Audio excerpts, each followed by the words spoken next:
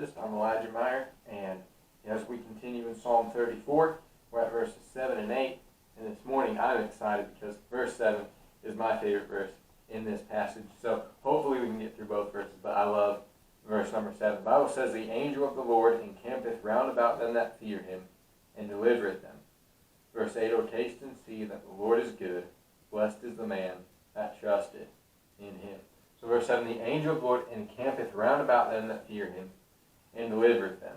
In Psalm 125, verse 2, the Bible says, "As the mountains are round about Jerusalem, so the Lord is around his people from henceforth, even forever."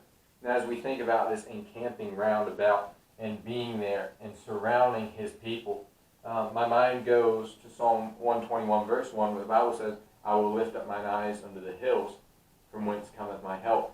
And as the prophet Elisha in 2 Kings chapter 6, I believe it may be, he is in the city, and the Syrian army has surrounded the city, and they've come to take him and capture him, kill him, take him away. And as his servant comes to him in the morning, he says, "Elisha, there's the valleys full of horsemen and Syrian soldiers, and they're after you."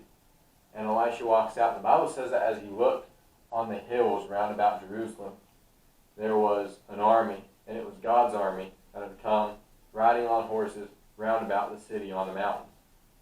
And Elisha looked at the young man, his servant, and he said, "They are more that are with us than with them."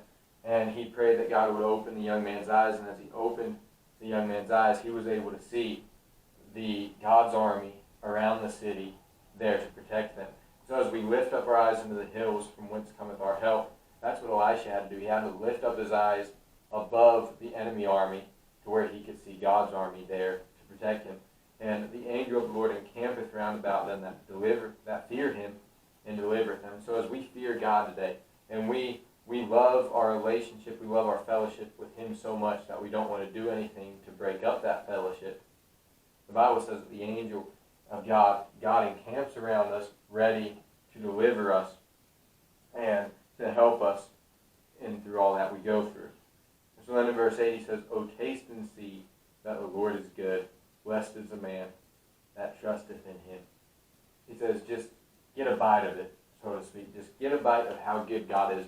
Just try God. You might be wondering, I don't know if God would be good to me and deliver me through those things. Just try it, and he will deliver you as you seek him and as you trust in him to do it. He says, "Blessed is the man that trusteth in him." If you want to have a blessed day today, trust the Lord, knowing that he is around you as you fear him, ready to deliver you, and just taste that and savor that goodness of God, that he is. The Lord is good, and he's there for us. He encamps around about us.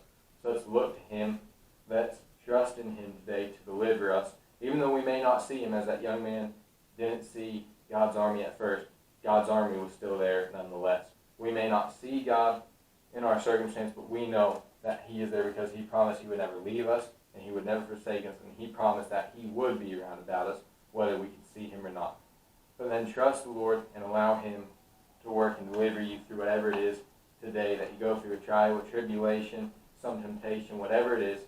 The Lord is there with you, ready to deliver you, and he is watching out for your good and for your benefit, and you can taste of that goodness as you trust in him. So God bless you today. Look to the Lord and trust him.